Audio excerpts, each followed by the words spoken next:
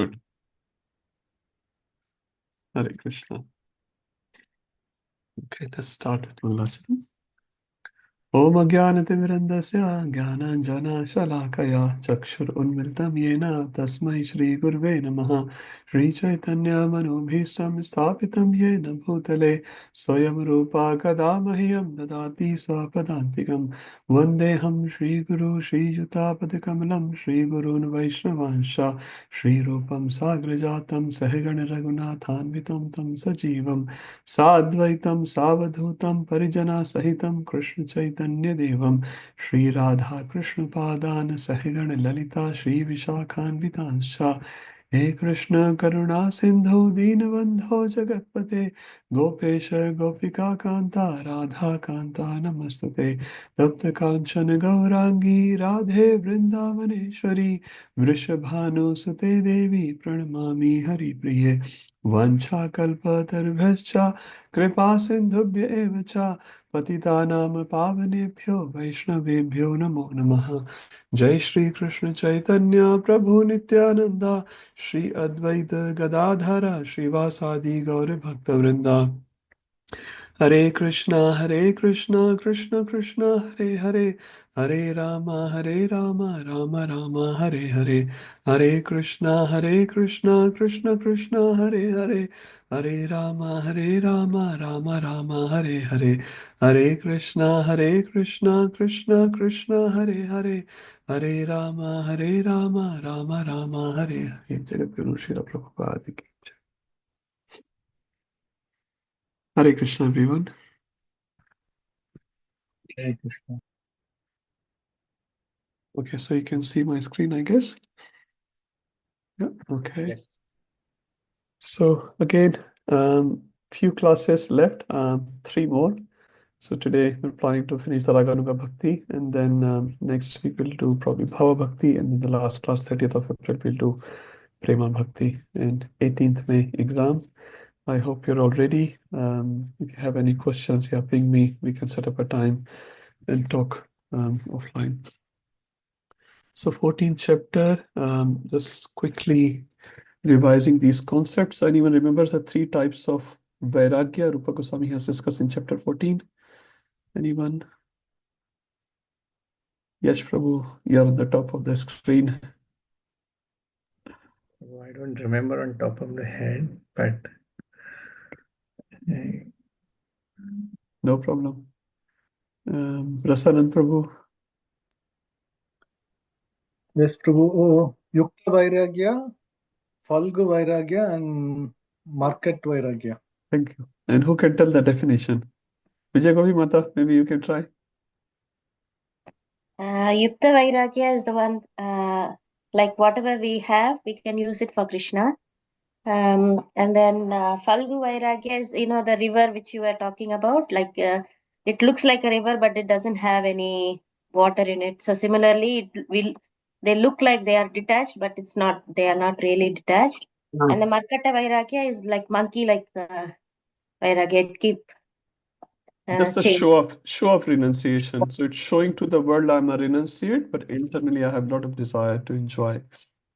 And Falgu Vairagya, we don't know how to connect the things with Krishna. But in Yukta Vairagya, we know how to connect. Yatharahamupi Injita. Whatever the suitability of that vastu, we can connect it with Krishna. And that's the best Vairagya, as Prabhupada said about the Lakshmi ji. Okay, so that's fine. We talked about 6 Goswamis, how they were so big, materially speaking, in big positions and big finances, but they quit everything for Krishna. But then when money came back, one example, they did not hesitate to use that money or Lakshmi in Krishna's service. Like, for example, Madan Mohan Temple in Vrindavan, made by Mr. Kapoor, who came to Sanatana Goswami and asked, "What can I do for you?" He said, "I'm a Babaji, I don't need anything, but you can do something for Madan Mohan." So that's a very nice example of 6 Goswamis. They used everything in the service of Krishna. But for themselves, they lived under trees. And every day they will live under a different tree. Why? Anyone remembers? Because they can see the pastimes of Krishna.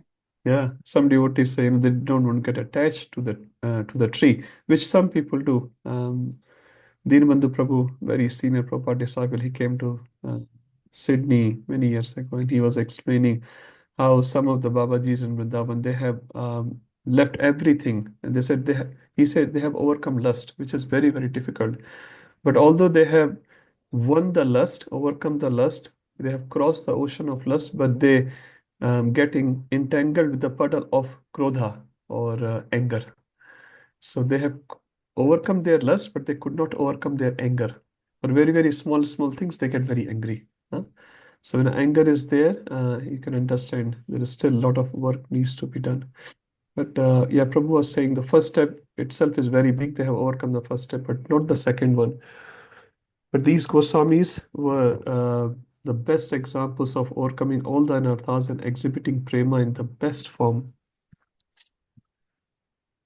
But we talked about the self-sufficient nature of bhakti. Um, so it's not before we start practicing bhakti, we have to become vegetarian, we have to become non-violent, we have to develop some qualities. Rather, it's other way. When we start practicing bhakti, other good qualities automatically comes in that person. And the better the devotee you are, the better these qualities are there. And the best example in Skand Puran is of Mrigari, who was a very cruel hunter, but he became one of the best devotees, disciple of Narad Muni. Narad Muni did not teach him he should become vegetarian first, he should start practicing non-violence. All he said, start practicing the holy name. Valmiki Rishi, same thing. He just started chanting Mara, Mara, Mara, Mara, Mara. And by just chanting the Ram Nam, holy name of the Lord Ram, he became perfected. So bhakti is self-sufficient. In our stage, should we practice the other qualities separately? Question for all of you. Priya Mataji, should we practice the other qualities which are not the part of 64 angas of bhakti separately?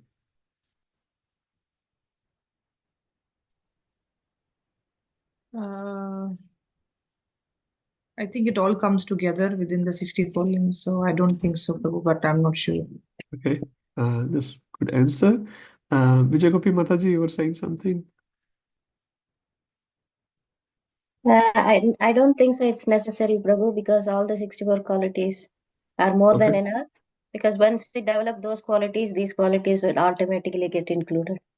Okay, very good answer. Divya Mata? No idea.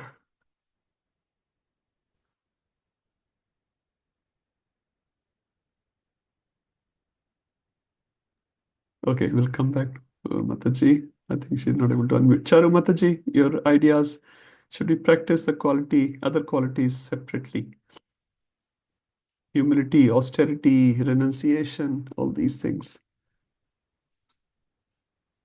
I think they form part of 64 qualities. Okay. Mataji, maybe not very well. They're not directly the part of 64. Yep. Some other ideas, Mahavsu Prabhu? Prabhu, the most important part is that we chant, and second is following the process. Because I remember you saying that if you do your early mornings, right from Mangal Aarti to the end of the day, you've already performed 64 qualities. I mean, 64 items of. Morning is 48 items, Prabhuji. Yes. Right from the Morning morning program. till Yes, evening. 48 But items. humility, everything will come automatically when we get sincere in our chanting. The better our chanting is, the better we become. And Thank that's how one fine day we might get perfection. Hare Krishna. Good. All good answers, but I need something else as well. Anyone else here? I'm not sure. Vijaya Mataji is here. If not, that's fine. Yes, Prabhu, your views.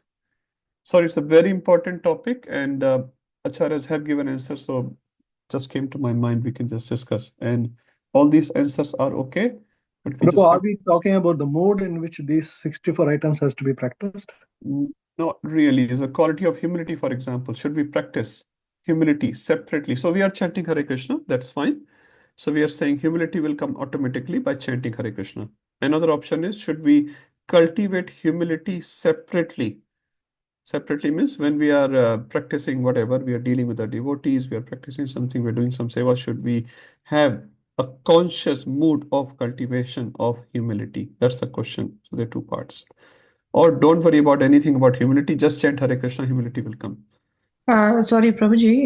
If Yes. we are actually, following in the footsteps of the acharyas, and obviously we are, and then under the direction of our spiritual master also, and with that faith, then I think we are already also learning to be, through that seva we become also humble, and those. Yes. I don't think it's and when we give up another thing is we engage in devotional service. That also shows us, that it cleanses our heart, purifies us, and we get because we are in the anartha vritti state, so we know we try to become detached from the material contamination, and then that all comes it all comes together, and then and then humility also comes because we don't have the false ego, pride. Slowly.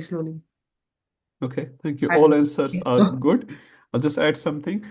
In the beginning stage of sadhakas, which many of us are, we have to practice humility, renunciation separately, consciously. Process of bhakti in itself will produce these qualities eventually in their perfected state. Like humility, we are not humble at this stage, but we show that we are humble. We bow down to Srila Prabhupada sometimes, we bow down to other acharyas. Sometimes we don't feel like bowing down, we still bow down. So we are practicing this quality knowingly, not because our internals are telling us to do it, but we externally do it. Why? Because we have not perfected the bhakti as yet. But the real humility, you don't have to say from your Prabhu, I'm very fallen. You will feel like that. That will come when the bhakti is matured. But at this stage, we do have to practice these qualities consciously. Keshav Maharaj also was saying, fake it till you make it. So few qualities we have to practice. Like when the krodha comes, what do you do? What we should do at least, not what do we do. We usually blast off, but then later on we think, no, we should not have said something, we should not have done something. But the point is when krodha comes, the adesh is, the instruction is, vacho vegam, jihva, krodha vegam. So we have to practice. No, actually, I'm feeling krodha, I'm feeling angry at this situation and this person, but I should try not to say anything. So it's not automatically krodha is not coming. No, krodha will come. But when krodha will come, what's our reaction? We'll say, no, hang on.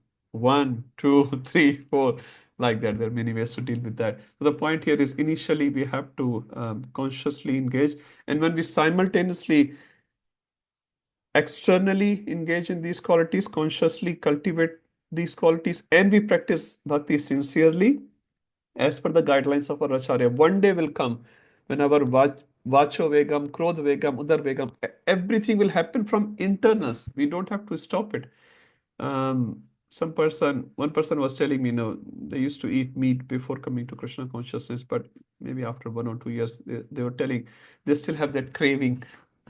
They still have that craving. But after 5 years, you see, they have no craving at all. They don't want to see it. They don't want to smell it. Everything is gone. So initially, some fluctuations will be there. So initially, what they have to say? No to these things, because we don't want to cultivate those desires.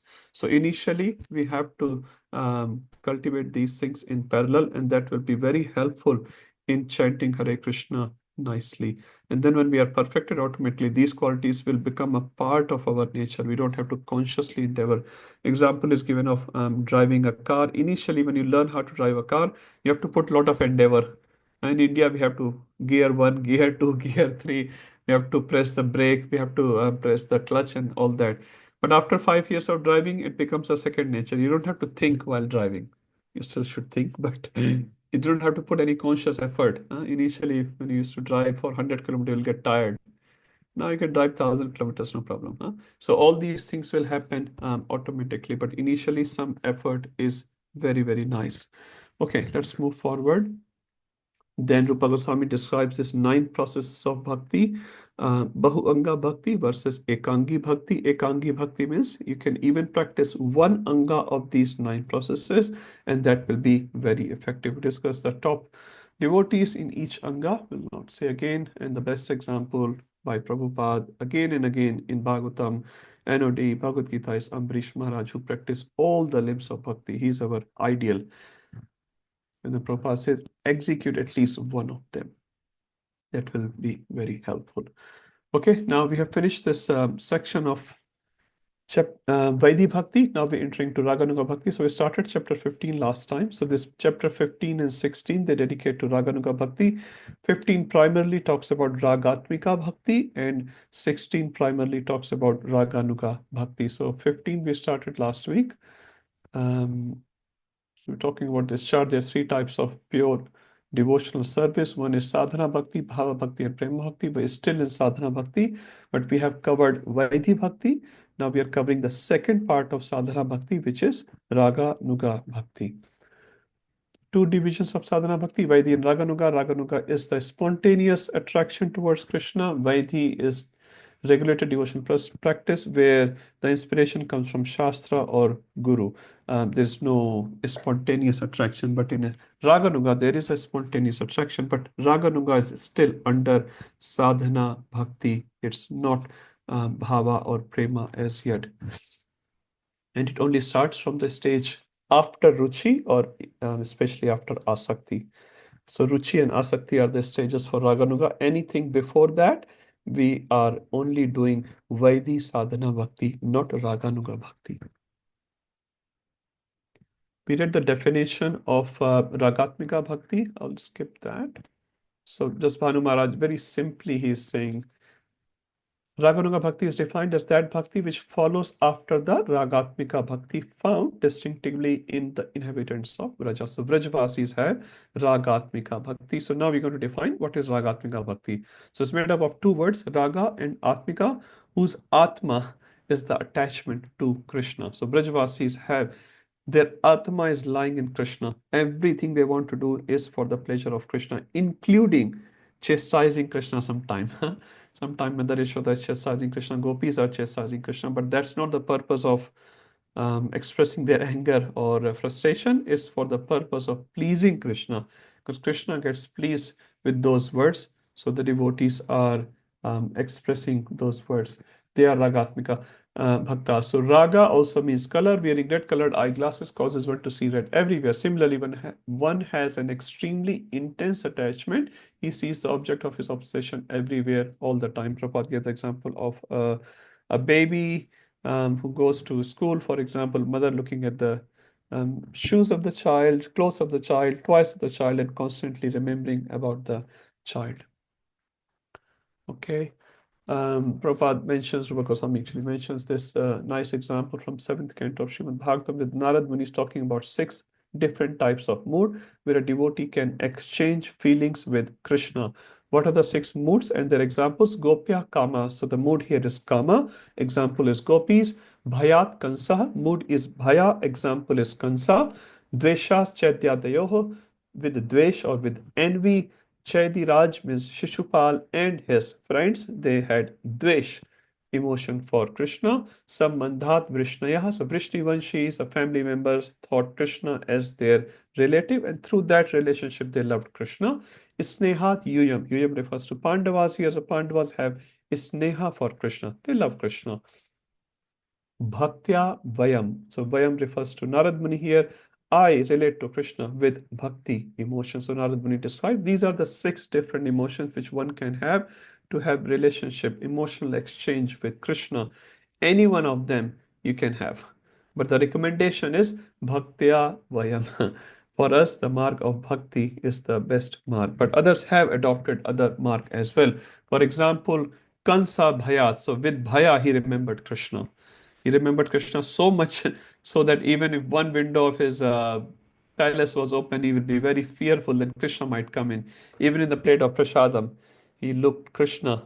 Krishna may come in the form. When he looked at the dal, he looks at the Pitambar Dhari Krishna. When the wife Asti and Prapti will come towards Krishna, he thinks Krishna and Balram is coming towards him. So sometimes they say, Kansa was more Krishna conscious. No one sees Krishna in the wife. Kansa was looking. So in that sense, but his bhav was not anukul. It was not very favorable to Krishna. So for us, that mark is not good. Anyway, Narad Muni explains these 6 different moods which a devotee can have. The main point is that a spontaneous devotion is the best method for absorbing the mind in Krishna. So the best thing is yen ken prakaran mana Krishna niveshayat. Somehow or other we have to put our mind in the remembrance of Krishna.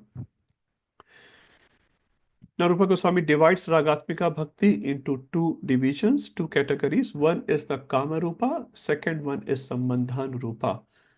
Anyone can explain what's the difference between these two besides what's written on the screen? Obviously, we can read the screen.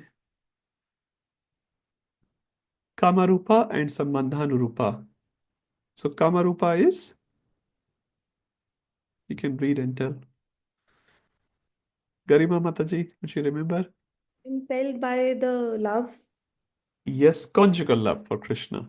So impelled by the conjugal love because Sambandha also is love for Krishna. A mother is loving the child. But Sambandhanurupa and Kamarupa, there's a main difference. What is that main difference? Conjugal love is a very special feeling. So that's why Rupa Goswami, also it's a feeling, husband, wife, love, wife, husband, love. There's also emotional exchange there. It's very intense feeling. So that's why that category has been kept separate. And Sambandhana Rupa refers to all other categories of love, including parental love, friends love, and all the other feelings of love. Okay, so we looked at Kama Rupa last time.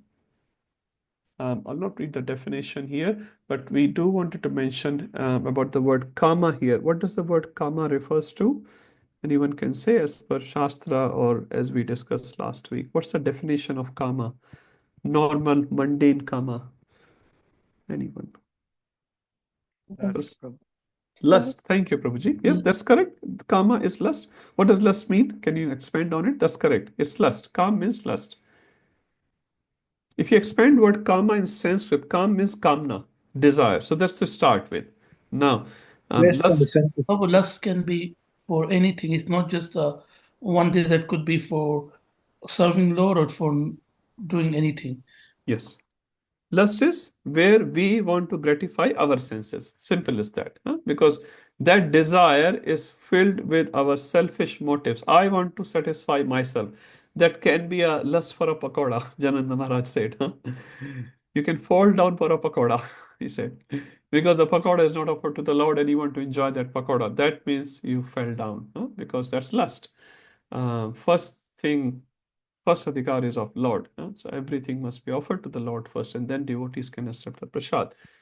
Anyway, so lust can be a very small desire, it can be a very big desire. It's a whole spectrum. But the first is kamna, desire. Desire for sense gratification, my sense gratification, that is called lust.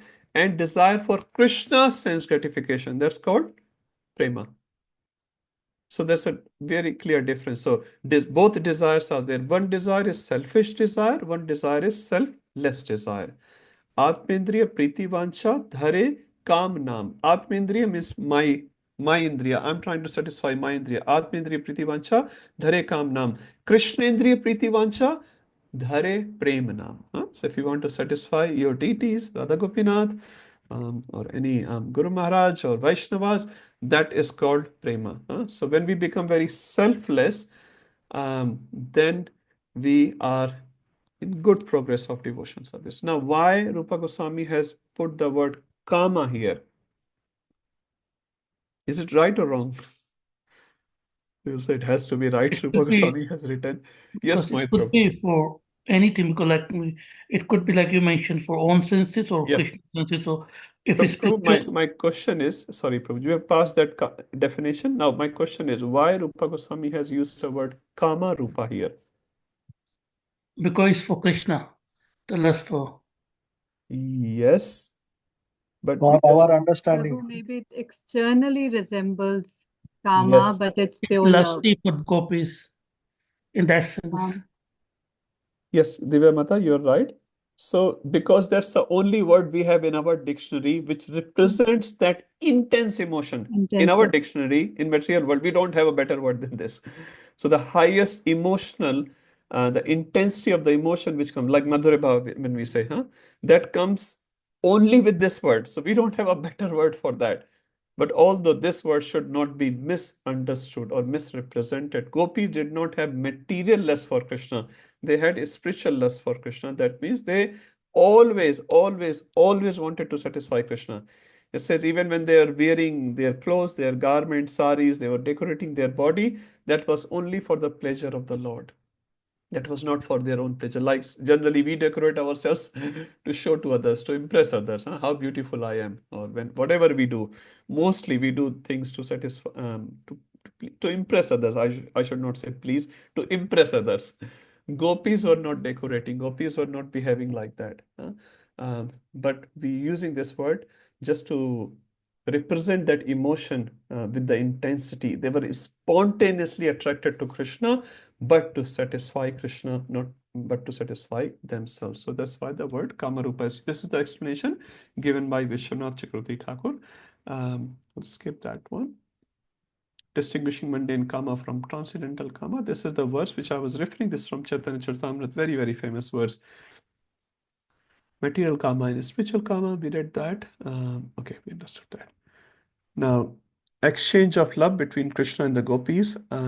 Now, there's another word which Rupa Goswami has used, so we'll read that. Who's in the picture? Who can say? Everyone knows this one. Kubja. Kubja, thank you. Now, Kubja also had an emotion for Krishna, but Rupa Goswami is saying, and he's giving this example, so that's why we are reading about Kubja here. She also had similar emotions for Krishna, but her emotions cannot be called Kamarupa. Why? Because she had a desire to enjoy Krishna. So it says it was very close. It's called not Kamarupa, it's called Kama Praya. Praya means like calm, like calm. So although she had a desire to enjoy Krishna because she became very beautiful lady after Krishna treated her, she had some selfish motives to enjoy Krishna, like materialists. So Rupa Goswami is giving her example. This is called Kam Praya, not Kam Rupa. Then why do we even mention Kubja's name here? The reason we are mentioning Kubja's name here, because we can also have these similar feelings. But if we have the same feelings for Krishna, you will also fall under the category of Kama Praya. Although you may have lusty feelings, material lusty feelings, but you have it for Krishna. But if you have it for another person, that is pure mundane lust. So you can say Kubja had a special category of Kama Praya. Her name is mentioned because she had this attraction for Krishna. So although in a material sense she was lusty, but she had this attraction for Krishna. So Kubja's name is mentioned here. I'll read few lines from Prabhupada, very beautiful. The exchange of love between Krishna and the gopis resembles embracing, dancing, and so forth. This causes some difficulty in the minds of conditioned souls. So this is what we are trying to explain earlier. The conditioned soul naturally tends to interpret things in the context of his own experience. In his experience, conjugal affairs such as dancing and embracing are the manifestations of love. Thus, when he hears the pastimes of Krishna and the gopis, he misinterprets everything in the context of mundane lust. However, a devotee with some genuine realization in bhakti sees the pastime as they really are, pure exchanges of unalloyed love. He knows that the gopis' internal motivation is radically different from the motivation of mundane lovers, even though their external activities appear similar. What is the proof of that? Anyone can say some examples from Shastra which represents gopis' love was completely selfless. It was not a mundane love. Any Shastric examples? Anyone remembers? Okay, so this example comes in chat. Yes? Yeah. Sorry, Prabhu, that when he gets headache, they try to give their Cookies dust get from their that. face. It's like Okay, they are that ready to go to hell okay, forever. that's nice, but we need a testimony from someone, right? So you can say a material boy and girl can also do that, isn't it? They're happy to Uddhava, go to hell. Uddhava, that thank you, he, Mohit Prabhuji. Thank you. Uddhava worships gopis. Not only he worships gopis, he say, I want to become a tran, a very small grass in Vrindavan, in the outskirts of Vrindavan. So the gopis, when they walk over me, I get the dust of their lotus feet. Now, who is Uddhava? Uddhava is a cousin of Krishna. He's a disciple of Brahaspati and is such a pure devotee. One time, Uddhava was walking in the palace of Krishna in Dwarka, and he saw a girl in the palace. Now, Uddhava is a Naistik brahmachari. He never gets attracted to any ladies, but he got attracted to this lady. And he could not believe himself. How come I'm getting attracted to this lady? And he was just, cursing himself, but his mind was again and again getting attracted to this female. And he said, it's not possible. And he had so much conviction in himself. He went to this lady and he said, you can't be a female, you must be Krishna. And Krishna smiled. Yes, it's me, Krishna. I was just testing you. Huh? So this is Uddhava. So he's such a pure devotee, he cannot get any attractiveness towards any mundane things ever, ever. Like what we call it, very default setting of our mind. Uddhava is not like that. And this Uddhava is praising gopis. Second example comes in Chaitanya Charitamrita of Sri Chaitanya Mahaprabhu. Sri Chaitanya Mahaprabhu is saying, I am the servant of the servant of the servant of these gopis. He worships gopis. He doesn't want to even hear any mundane female names, but he worships the gopis. If Mahaprabhu is worshipping, Uddhavji is worshipping, Ramanujacharya is worshipping, Shankaracharya is worshipping. If we have problems, so the problem is with us, not with these great personalities. All the great acharyas are worshipping gopis. They consider gopis as the best, no matter which sampradaya they belong to. They all consider unanimously gopis' love for Krishna is completely pure. So if we don't understand, that's our mental issue. Gopi's love for Krishna is completely pure, completely selfless. It is always for giving pleasure to the Lord. 100%, not even 99%. Huh? They never get this feeling in their mind that I should get something from Krishna. They always want to give the best to Krishna. There's so many other examples as well in the past time itself in Srimad Bhagavatam. Okay, so we read about Kama Praya and Kubja's love. So Kubja has a special category because she was attracted towards Krishna. So we also may have lust, but if that lust is for Krishna, that's actually very nice. Okay, let's Sorry, move Prabhu, forward. Yes, would Gopi Geet be considered as an example for uh, the selfless for love. Gopi's selfless love? Yes, Tava Kathamritam Tapaji. absolutely, Mataji. But the only thing is, when we testify from others, like someone can testify, I love this person a lot. Huh? I can do anything. And they may do as well. Sometimes they commit suicide and all those crazy things. So you can say, okay, Gopis did it. I'm also doing it. What's the big deal? But some other person testifies their love. That is a very big testimony. Otherwise, anyone can claim, I'm also, and people do actually in India. Here is Kana, here is the Gopi, and all these nonsense goes on. Yeah, so we need the testimony from God Himself in the form of Chaitanya Mahaprabhu, for example, or Uddhava, or Ramanujacharya, Shankaracharya. Okay. Shukadev Goswami, sorry, another example came to mind. Shukadev Goswami, he is worshipping gopis. Huh? Now, Shukadev Goswami, from the birth, he never had any attraction for this material world. He was so much out of the body concept, he doesn't even wear clothes. When he is walking in Bhagavatam, it comes from a pond where some young ladies are taking bath. When Shukdev Goswami passes, they does not cover their body. But when Vyasadev is passing through, they start covering their bodies. And Vyasadev said, I'm like your grandfather's age. You're covering your body by looking at me, and the 16-year-old boy is passing, and you did not cover your body. And the ladies explained, you are a grahastha. You still have male-female concept. But your son, Shukadev, does not have any such concept. He is completely beyond the body. And that Shukadev Goswami is worshipping gopis as well. So their love is completely selfless. Is that okay, Divya?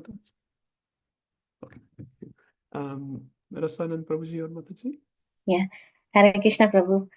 Sorry to ask this question, but I always have this in my mind. Like we know that Madhurya Rasa is superior than Vatsalya Rasa. In what way Vatsalya Rasa is little bit inferior to Madhurya Rasa? Okay. Because the parental love is like always, they don't expect anything from the kids and they give their Yeah. life for the kids.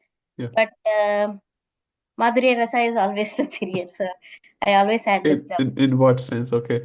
It's a very, how do I say, Mata? Very big topic, actually. I may not be able to eligible to speak on that. I'll say few things only. It's a big topic and it's out of my eligibility actually as well. tell you one example. Mundane example is given in Vishnu Puran, so I'm just trying to repeat Shastra. I can't remember the verse. I'll tell the English. In the Vishnu Puran, it says, as a young boy gets attracted to a young girl, and a young girl gets attracted to a young boy spontaneously, naturally, Krishna, give me that sort of love. So devotee is aspiring for that sort of love, which is spontaneous. You don't have to train a young boy. Now you are 16 and you have to give him a tutoring or classes like that. Now, if the Vatsalya was everything, the boy is happy, mother is happy, and then there should be no more grahasashrams. The boy is happy, but mother is happy when the boy gets married, or girls get married, right? And then mother is happy when they have grandkids. Then the mother is happy when grandkids are growing nicely and going to school and all that. Um, Chanakya says in Chanakya Niti, actually, wife should treat husband in 4 ways at different times of the day. So at one time of the day, Chanakya says, wife should treat husband like a sister, elder sister in the morning, in the evening like a mother when he comes back from the work, in the night like a madhure bhav. So because this makes the cycle complete. Because in madhure bhav, there is some things which vatsalya bhav cannot give. But madhure bhav has the inclusion of dasya, sakhya, vatsalya, as well as madhurya, and shant as well. So a mature relationship will have all these combination of rasas at different times of life. And then the life becomes perfect. I don't know if that short answer helps you. Thank you, Yeah. Prabhu. Otherwise, the sambandha is incomplete. Naturally, it's incomplete. So that completeness Krishna feels in that Madhurya Rasa. But it does not to say Vatsalya Bhav devotees are any lower or something. They're completely satisfied in their own Rasa. Mother Yashoda, Hanumanji, completely satisfied. But Madhurya Bhava gives the best pleasure to Lord. Okay.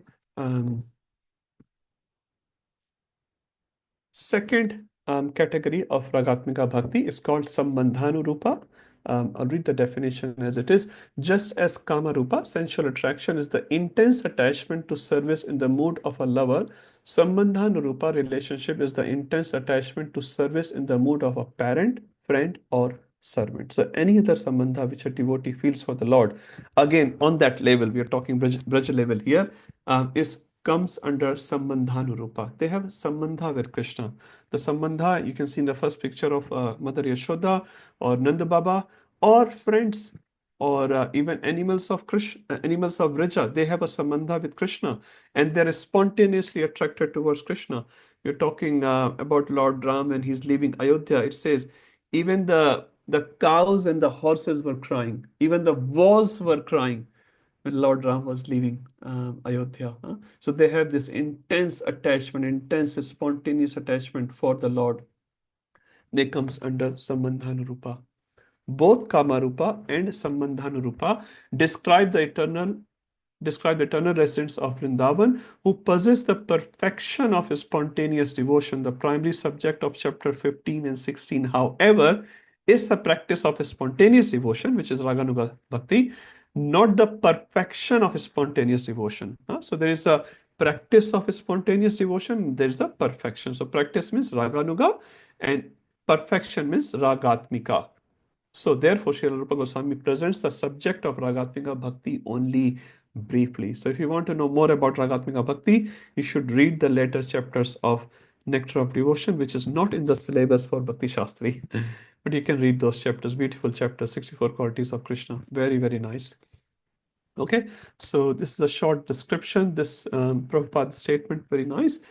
In the stage of devotional service where regulatory principles are followed, there is no necessity of discussing this love. Prabhupada is writing this, no necessity of discussing this love, for it must develop of itself at a more advanced stage. So that's why, because we are not that level to discuss these things, so Prabhupada is saying, Rupa Goswami is presenting very briefly. These statements of Prabhupada is from chapter 16. In the attitude of denizens of Vrindavan, such as Nanda Maharaj and Mother Yashoda, is to be found the ideal transcendental concept of being the father and the mother of Krishna, the original personality of Godhead. Factually, no one can become the father or mother of Krishna, but a devotee's possession of such transcendental feelings is called love of Krishna in a parental relationship. So we should never think I will become Krishna's father or Krishna's mother. No, that place is taken. And you can always assist them in their seva, but you can never become like them. Okay, so now we are entering to chapter 16, which will explain Raga Nuga Bhakti. So first chapter explained Ragatmika Bhakti. Any questions on Ragatmika Bhakti? Okay, everyone is satisfied. Raganuga Bhakti, we already read this definition in previous chapter. I have already put the verse there, verse 270. I will not read that. Definition of Bhanu Maharaj, we have read that. Now, let's talk about the divisions of Raganuga Bhakti. So, Ragatmika Bhakti has two divisions. Anyone remembers the name? We just discussed. Ragatmika Bhakti's divisions. Kamarupa. Yes. Kamarupa and Kamarupa. Kamarupa and Sambandharupa. Similar names are followed for Raganuga as well. So yeah, it should be very easy. So one is called Kamanuga and one is called Sambandhanuga. So instead of Rupa, they are using Anuga. Anuga again is to follow. Now, what's the definition here? So verse 1 to 290 explains there are two. Now, what are these two? Kamanuga and Sambandhanuga. Kamanuga, the definition. Conjugal love. Kamanuga is a devotional practice that strives for the mood of the Kama Rupa Ragatmikas. So if you are following the mood of gopis of Vrindavan, for example, then you will be categorized in Raganuga under Kamanuga. You understand? Because you eventually want to assist the gopis. Your mode is conjugal love. Within the conjugal love also, you can have two subcategories. This is very nice. Sambhoga ichamai tad bhava ichatmika. Sambhog ichamai, following the mood of a heroine. Heroine here refers to, say, gopis, for example. Striving to serve Krishna, as do those who directly meet him in conjugal love. So there are many gopis who meet with Krishna directly. Second subcategory can be tad bhava ichatmika, mood of heroines made. They are like manjaris. So manjaris are those personalities who assist gopis in meeting of Radha and Krishna. So if you're following the mood of Manjari, anyone remembers an example of a Manjari? There are many. Rupa only. Rupa Manjari. So we are reading right now about Rupa Goswami, who in the transcendental world is Rupa Manjari. So our Goswamis, we are also Rupanugas. So they are not gopis. So they have the feeling of which one of these categories? Anyone can say now? So Rupa Goswami has which feeling here? Sambhoga. Sambhoga nahi hoga, Mohit Prabhuji. Sambhoga means directly meeting.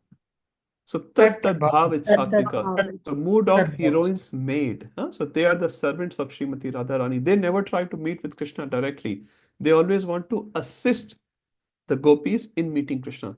So when Bhakti Siddhanta Maharaj said, we are the Radharani's party, but we are not directly like becoming gopis. We are trying to become the assistant of gopis. Actually, we, all as a sadhaka, very high stage, but we are trying to become assistants of manjaris actually. Not even manjari. Manjari is Rupa Manjari. So high. So we are not even trying to become manjaris. We are trying to become the servant of those manjaris. So our bhav is, when we assist manjaris, who assist gopis, who assist Srimati Radharani, who pleases Krishna. So we are in the last of the chain. But that's very nice. In the spiritual word, in the material word, last means last. But in spiritual word, last means first. Whoever wants to stay the last, he becomes first in the eye of Krishna. So we should just have that mood. Okay. That is Kamanuga, Sambandhanuga, friendship of parenthood. So again, the same thing which we have discussed in the previous chapter, but now we are following the mood of Nanda Maharaj. We'll read about them later. Sambandhanuga is a devotional practice that strives for the mood of Sambandha Rupa Ragatmikas, which is again parenthood or friendhood mood. Is that okay? This one? It's very similar to the previous discussion. Mohit Prabhu, is it getting clear now? I'm just about to ask you, Prabhu. Just want to clarify. Yes. So first is Kamanuga and Sambandhanuga, and then we go to other one. Because we are practicing first, following, and then we getting perfection in the Yes, Ragatmika. Prabhuji, you're right. Huh? So right now we are in practicing those moods. So again, if you are say in Ruchi or Asakti state, you can start practicing Raganuga Bhakti. That means we're going to just read it now, Prabhu. So we're going to hear more about say Nanda Maharaj, for example, because you want to have a parental mood. So Nanda Maharaj, how did he please Krishna? How did he please Krishna? So you want to hear more and more about Nanda Maharaj, follow the activities of Nanda Maharaj, and see, just have this imagination in your mind that I'm able to assist Ananda Maharaj in that stage. But anywhere if you are below Ruchi stage, you cannot have this mood because this is not an artificial thing. This is a very spontaneous, natural affection for Krishna. Raganuga Bhakti is not on the platform of intelligence. Now, right now, when we are practicing any part of bhakti is mostly on the basis of intelligence.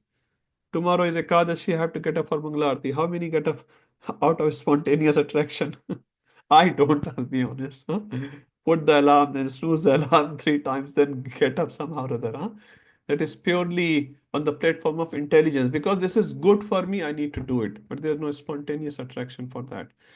So Raganuga platform is the platform where you have a spontaneous attraction. Now, within the spontaneous attraction, which personality you want to choose, whom you want to follow and assist. Is that okay? Prabhu, so in both Samanda Rupa and Samanda Nuga, we using the same example. Like previously, also we But using. there they are perfected examples. Here we are Okay. following those perfected examples. So there Nanda Maharaj is the example of Sambandhanurupa. Okay. Here we are following Nanda Maharaj. So they're two different things. Okay. Right? So Nanda Maharaj is a Ragatmika Bhakta. Yes. And you can become the follower of that Ragatmika Bhakta, which in this case is Nanda Nanda. Maharaj. You can never become Nanda Maharaj. I'm sorry to say that. Yes, Prabhu. You can become the best assistant of Nanda Maharaj. Okay, let's read in detail. So this is just an initial definition. So now Kamanuga also can be divided into two another subcategories, which is called Swakiya and Parkiya. Now they are very popular words. I'm sure most of you know. Swakiya means wedded relationship. Parkiya means unwedded relationship. So in Madhurya also we have Swakiya and Parkiya. In Parkiya also we have another categories. Vamapanthi and Dakshinapanthi. So we have the example of Radharani, for example. She is Dakshinapanthi. Dakshinapanthi means contrary. Satyabhama, contrary. They have contrary mood because that pleases Krishna. And we have Chandravali, which is non-contrary mood. So what you call right wing gopis and left wing gopis. So right wing gopis is Chandravali. Always, wherever Krishna will say, "Can you make dal for me?" Okay.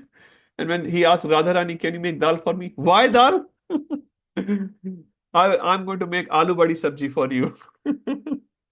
Krishna said, "No, I want dal." No, no, I'm going to make aloo badi sabji for you. Because Radharani knows Krishna has been eating dal for last 7 days. Today he want to eat some palak paneer, something else. So Radharani, Satyabhama, they have this mood of Vamapanthi. Anyway, so here we are discussing only Swakiya and Parkiya, wedded and unwedded relationships. Now in Swakiya, as you can see in the picture, this is the mood of the queens of Dwarka. Like queens of Dwarka, the actual wives of Krishna, they have also conjugal loving relationship with Krishna. But in that relationship, there is some formality. When Rukmani Devi is worshipping Krishna, she's not just thinking he's my husband. Obviously, he's my husband, he's my Prabhu, he's my master. But there is some formality in the relationship. When Krishna teases Rukmani, you all have read Srimad Bhagavatam, Rukmani falls down. Dhadam. Rukmani becomes unconscious, and Krishna turns around and says, "Oh, what happened to Rukmani? He was just teasing." What he was saying, you should have married to Shishupal. He's a king. I'm a servant of the king. My मेरी जाति का भी पता नहीं है. No one knows what's my real jati. I'm a Vaishya or I'm a Kshatriya. As soon as Rukmani Devi hears this, she falls down. Now, if he says this thing to Radharani, Radharani says, "Get out." Krishna falls down there. And here Rukmani Devi is falling down. So Rukmani Devi has this relationship of Swakiya, but there's some formality. She worships Krishna. Um, Gopis are not worshipping Krishna. They call Krishna as debauchee, rascal, black, kala, kutil. So they give all these names to Krishna, and Krishna loves those names. So in Swakiya relationship, which is Kamanuga Bhakti, Swakiya is practiced by those who follow in the footsteps of Krishna's wedded wives in Dwarka. And if you follow that relationship, what will happen to you eventually if you get succeeded? You will go and become the assistant of those queens of Dwarka. Does that make sense? That's the first step you can say. Huh? So in Swakiya, under Kamanuga, we have a relationship called Swakiya. And if you follow the moods of the queens of Dwarka, you will end up going there in Dwarka. Very, very high situation. Very, very high.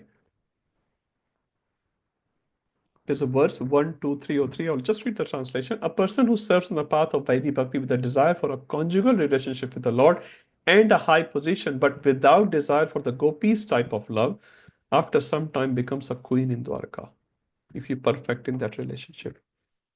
Evidence. So Rupa Goswami gives this evidence from Mahakurma Puran. Great sages who were the sons of fire gods rigidly followed the regulatory principles in their desire to have conjugal love for Krishna. As such, in their next lives, they were able to associate with the Lord, the origin of all creation, who is known as Vasudeva or Krishna, and all of them got him as their husband. So, queens of Vrindavan, there are multiple types of devotees who became queens of, not queens of Vrindavan, sorry, queens of Dwarka. And one of the category, as written here, were the sons of fire gods. They became the queens of Dwarka in their next birth because they followed that mood. Parakiya bhav. Yes, Sorry, Prabhu. sure, Prabhu. Does the sages of Dandakaranya It's who coming. gets attracted to Lord Rama? Yes, it's coming, Prabhuji. Yeah. Okay. So I'm just following as Prabhupada has given. Dandakaranya is also coming, Prabhu. Okay, so Swakiya, now we are talking the Parkiya. Everyone knows this picture. Parkiya means gopis are not formally wedded to Krishna, but they have love for Krishna. So Parkiya is practiced by those who follow in the footsteps of the gopis of Vrindavan. One who perfects this sentiment will be elevated to Golok Vrindavan to associate with the gopis and enjoy loving affairs with Krishna there. Evidence is Padma Puran. Jai Dharam Prabhu ki Jai. So Dandakaranya sages, this is the evidence from Padma Puran. In days gone by, there were many sages in Dandakaranya. Dandakaranya is the name of the forest where Lord Ramachandra lived after being banished by his father for 14 years. At that time, there were many advanced sages who were captivated by the beauty of Lord Ramachandra. So they were attracted by the beauty of Lord Ram. And who desired to become women in order to embrace the Lord. But Lord Ramchandra says, I'm ek patni vrata. I only accept one wife in this birth. Next birth, you can come and then I will accept you.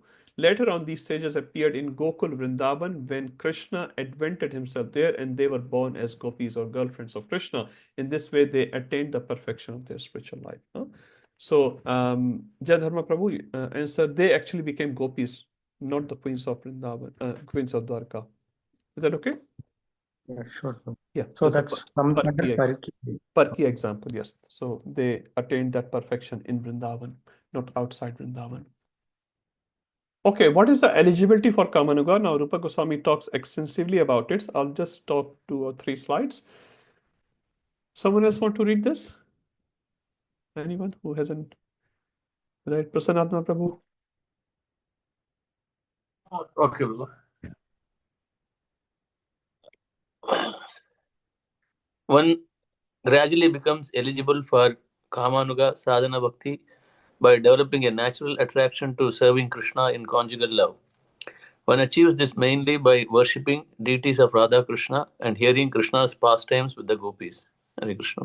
So we understand the gist of it. So if you worship the deities with purity, with sincerity, with guidance, and keep hearing the pastimes of Radha and Krishna's conjugal affairs in Vrindavan, you can develop the eligibility for this Kamanuga Bhakti. Srila Prabhupada, what does it say? Anyone else?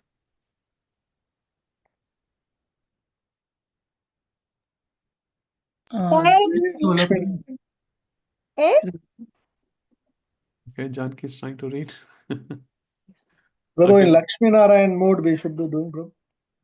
Yes, Prabhuji. So when we talk about this Lakshmi Narayan, so okay, right now we're talking about this Kamanuga. Lakshmi Narayan mood is the mood of awe and reverence, basically.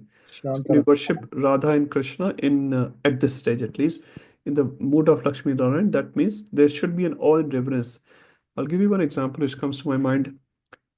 Once Radha Govind Maharaj visited a house, there was an old lady who had this Laddu Gopalji. And she told Maharaj she had been worshipping Laddu Gopalji for many, many years, and he's just like his son and all those things. But then Laddu Gopal fell down from his hand. Fell down. The deity fell down from the hand of Laddu Gopal. What would be your response? Anyone who worships Laddu Gopal. If the deity falls down from your hand to the ground, what will be your response? You'll feel sorry about it, isn't it? That I was not treating the deities nicely, I was not careful, and the deities fell down. It's actually not very nice.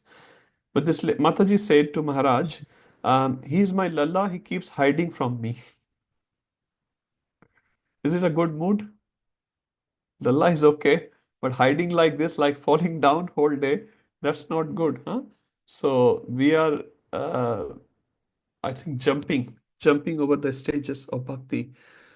So then we say, as our Sanat Prabhuji is saying, we should worship the deity in the mood of Lakshmi and Narayan. That means very, very careful with all the Vidhi Vidhans perfected.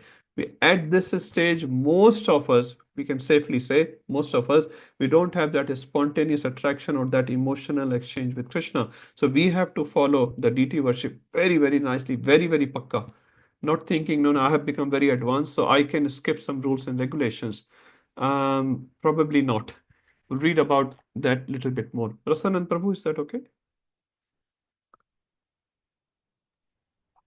Yes, Prabhu, you're asking me? Yes. Yes, Prabhu. Prabhu, I have a question. I find many people bring the Laddu Gopal to the temple and other places. I've seen in India and here also sometimes. I don't understand why they do that. Okay. Good question. It's not considered a very valid part of bhakti in our sampradaya. I cannot comment on other sampradaya, but in our sampradaya, it's not considered. One of the Maharaj was saying, actually, we shouldn't do it. Actually, one of the senior devotees also said that. Because you can see the love, and Radhanath Maharaj also said, the love is private for Krishna. It's not for the show off. So some devotees cry for Krishna, they hug Krishna, and I've seen the video actually. And it's very, very external, very superficial. It's just to attract the crowd, attract, a few likes. Oh, Hari Bol, you are so great and all that. So no, our love for Krishna is very, very private, and the spontaneity will come when we become purified. So we can keep the deities as their deities. Yeah, if you really want to take the deities to somewhere just for the devotional purpose, not a show-off purpose, yes, go for it. But many times, yeah, it becomes just very external, superficial, and we lose that connection with the deities. We are more concerned about the people than the deities when we take them out. Your Gopal is looking very nice. And when we hear this, we feel that we are very nice. So, yeah, we should serve deities. And Prabhupada once said, when devotees took Jagannath out, there's a way of taking Jagannath out that is called Rath Yatra. So there's a proper way of doing that. At the same time, if you're taking Gopal and someone else should not judge you, this person is showing off. So we should not judge others, but we should follow ourselves. Yeah, whatever is best for development of my bhakti to my Gopalji or Gaurnitai. Thank you, Prabhu. Gopalji, and one more point which comes to my mind, when Maharaj was saying, Gopalji was not existing when Prabhupada was there. Prabhupada, when he was there, Jagannathji was there in houses, Gaurnitai was there. Now Lord Gopal is coming. Not that it's wrong, but I'm saying it's not the mood of our sampradaya. I'm not saying it's wrong. It's not the mood of our sampradaya. So, yeah, it's best if we follow our sampradaya, whatever our acharyas have told. Rupa Goswami has not written anywhere like that. So we should be very careful. I also have Laddu Gopal, by the way, so I'm not saying it's all wrong. I got it from someone. But the point here, which I'm trying to make, as per our sampradaya and acharyas, it's not. It's Pushti Marga. Pushti Marga is also actually discussed in chapter 16 by Rupa Goswami. Okay, let's move forward. Srila Prabhupada says about it. Someone else can read. Anyone else? This development of conjugal love can be possible only with those who are already engaged in the following the regulative principles of devotional service, especially in the worship of Radha and Krishna in the temple. Such devotees gradually develop a spontaneous love for the deity, and by hearing of the Lord's exchange of loving affairs with the gopis, they gradually become attracted to these pastimes. After this spontaneous attraction becomes highly developed, the devotee is placed in either of the above mentioned categories. So we should understand this is not a low level thing, very, very high level thing. So we should just read it and just appreciate those devotees. Yes, Prabhuji, you can continue one more. The essential point is tad bhava kankshino, or the intense loving to develop that bhava or sentiments. This longing arises when there has been Shri Murtim Mudrim Prakshya, Madhurim. Shri Madhurim Prakshya, appreciation of the sweetness of Krishna in the form of his murti, picture, or pastimes with gopis, etc. Jiva Goswami, sorry. Yes, Prabhu, please. Yeah, this all depends on having first heard the pastime of Krishna and gopis in Srimad Bhagavatam. Thank you, Prabhu. So we just Prabhupada words are very, very important for us so that we understand how high this situation is. Eligibility in males, this is also a very important point. So we should not think only females can have the conjugal relationship with Krishna, as we read in the previous slide as well, sages of Dandakaranya. So because in the spiritual world, none of us are in these bodies, fortunately. So these bodies are only material bodies, only temporary bodies. For some time, we are in a male or female body. Radha Maharaj was saying, today you are in male body, tomorrow you can come back in female body, or other way. Or yesterday, means in the previous birth, you might be in a female body. Maharaj said, you might be in a sari, today you are in dhoti. Tomorrow you can again wear sari. The point here is, this is very temporary body. So we should not think that a soul cannot develop a particular relationship because the soul at the moment is in a particular type of body, male or female. Because this body will go. So Prabhupada writes eligibility in males. Prema Bhakti Mataji, would you like to read?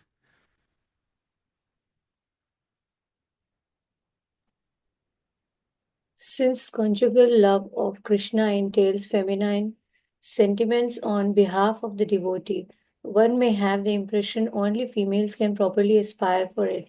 To dispel this misconception and establish that our transcendental relationship with Krishna has nothing to do with the material body, Srila Rupa Goswami cites the sages of Dandakaranya. Although they were all men, when they saw Lord Ramchandra, their conjugal love for Krishna blossomed. They took their next their next I think Is it Prabhu's cutting off? Okay, no problem. Birth as the daughters of gopis and got the direct association of Lord Krishna. So this is the point Prabhupada mentions here. So we should not think from this bodily platform which relationship to develop. This will just happen spontaneously. Okay, now we are coming to Kamanuga. Now, second one is Sambandhanuga, parenthood or friendship. Devotees who are attracted to Krishna as parents or as friends should follow in the footsteps of Nanda Maharaj or Subala, respectively. So Subala is one of the best friends of Krishna, Nanda Maharaj being the father of Krishna. Narayan Vuha is the prayers. Persons who are always engaged in thinking of the Lord as their husband, friend, father, or well-wisher are always worshipable by everyone. This spontaneous love for Krishna can be developed only by the special mercy of Krishna or his pure devotees. Now, how do we get this? Special mercy of Krishna or by his pure devotees. What's the methodology? Prabhupada says there are two ways. One is not a recommended way, but he says trying to become a direct associate. That means I want to become Subala, for example, leads to Mayavad contamination. And the second one, which Prabhupada recommends, or Rupa Goswami recommends, is to follow in the footsteps of an eternal associate.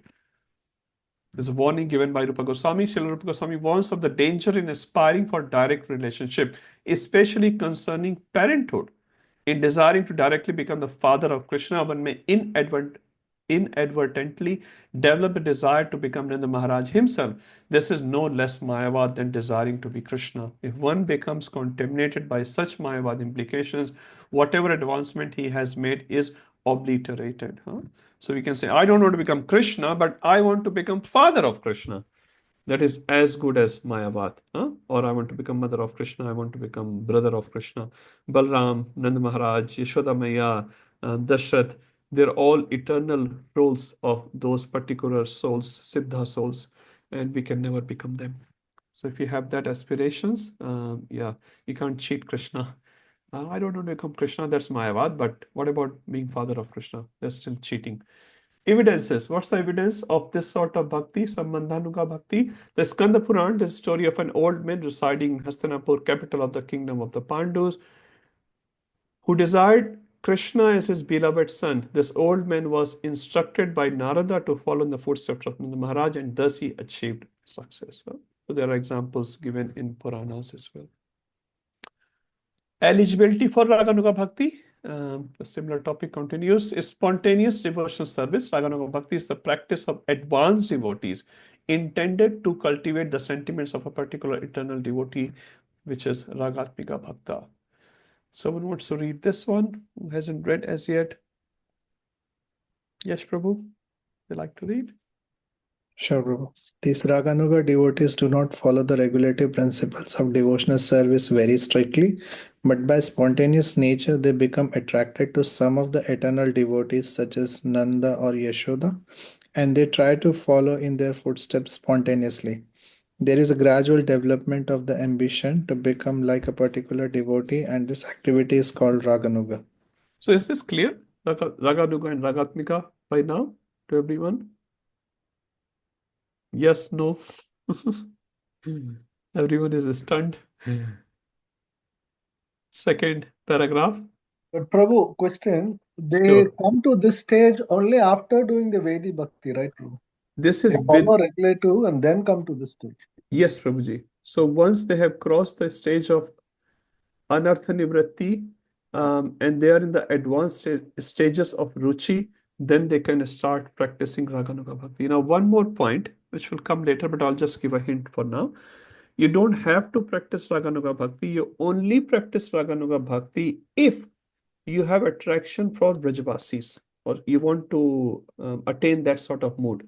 But if you don't have that spontaneous attraction, you keep following Vaidhi Bhakti, Sadhana Bhakti, perfect in that, you get Bhava and Prema. We'll read about that. And then you can end up in Vaikuntha Loka, for example. So you don't have to practice Raganuga Bhakti. Raganuga Bhakti is specifically for those who wants to end up in Golok Vrindavan, for example. Because then they have to follow the mood of, say, Yashoda Maya or Nanda Maharaj or Gopis. So for that sort of mood, you have to practice in that way. No, but then you don't come to the stage of Prema, no, Prabhu, unless you come to Raganuga Bhakti.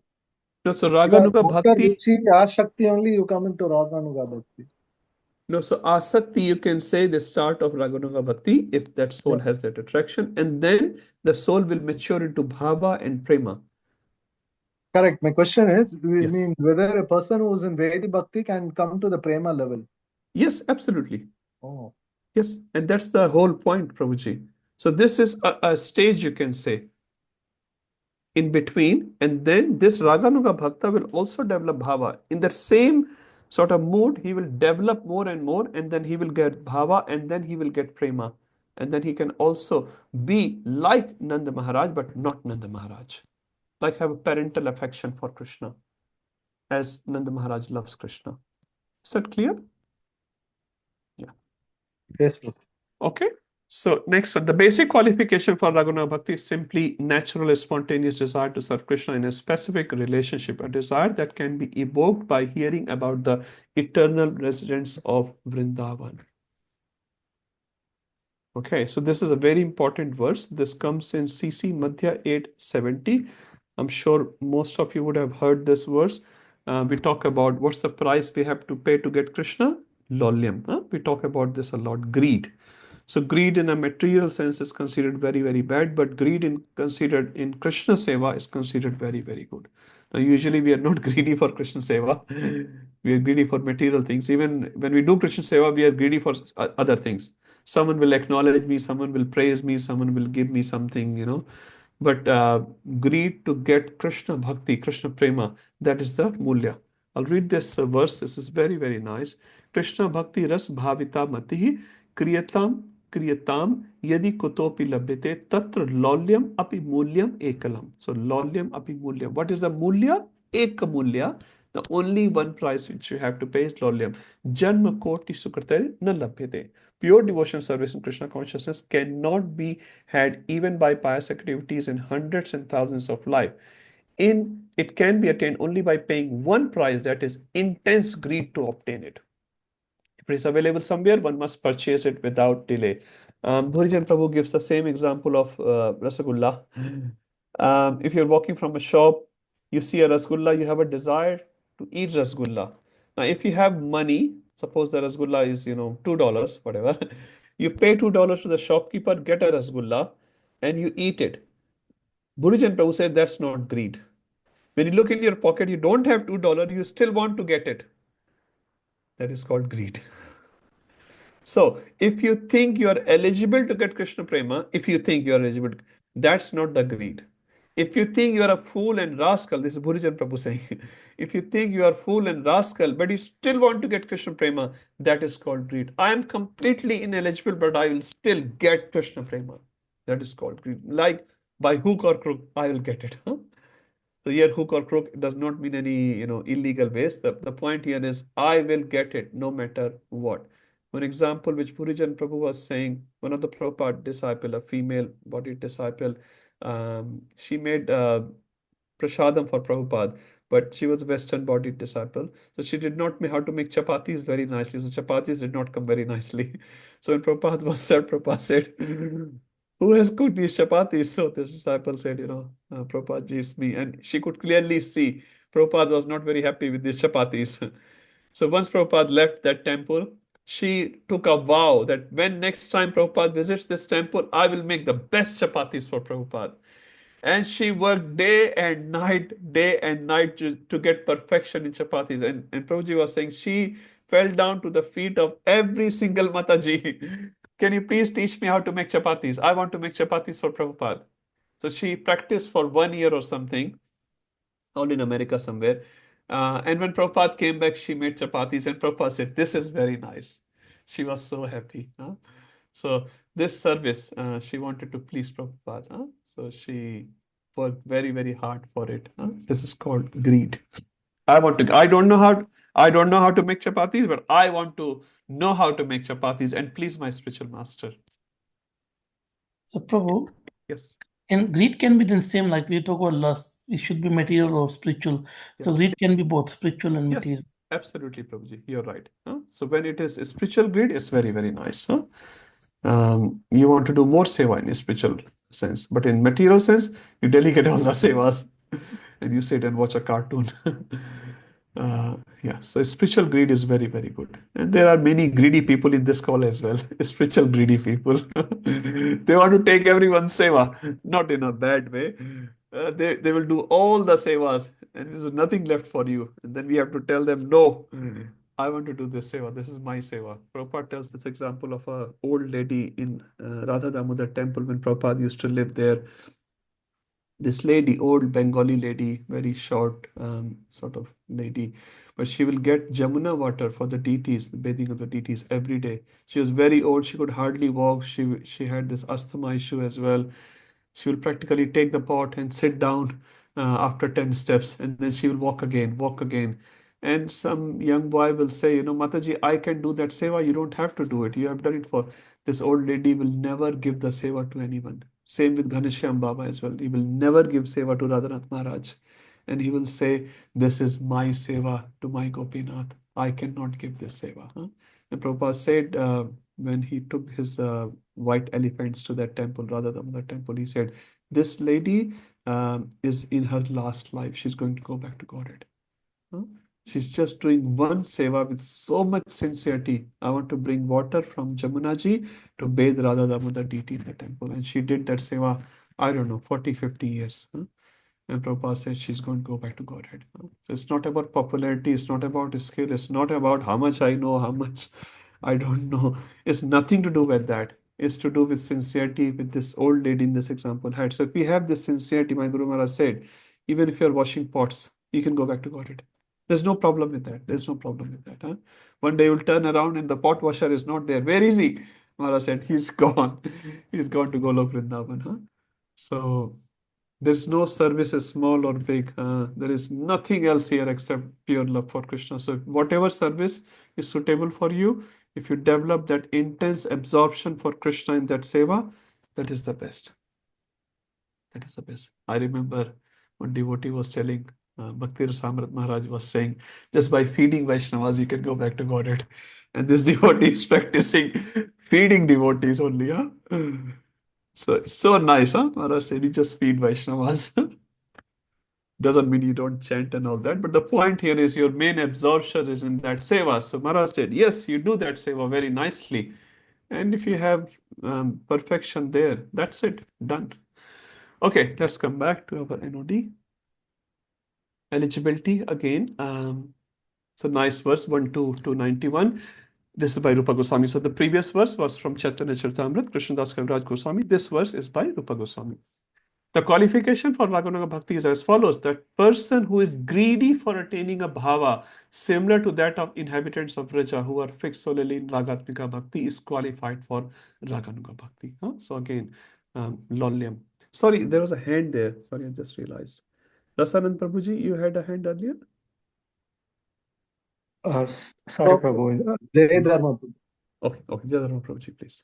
Sorry, Prabhu. Just on the previous point, the intense spiritual greed, can sometimes that lead to like a competitive, like in the sense what you are saying, like taking someone's service, wouldn't that lead to uh, detrimental? Like, wouldn't that mean sometimes we are not allowing other person to grow in Krishna consciousness? Yeah. So is there a balance one need to be?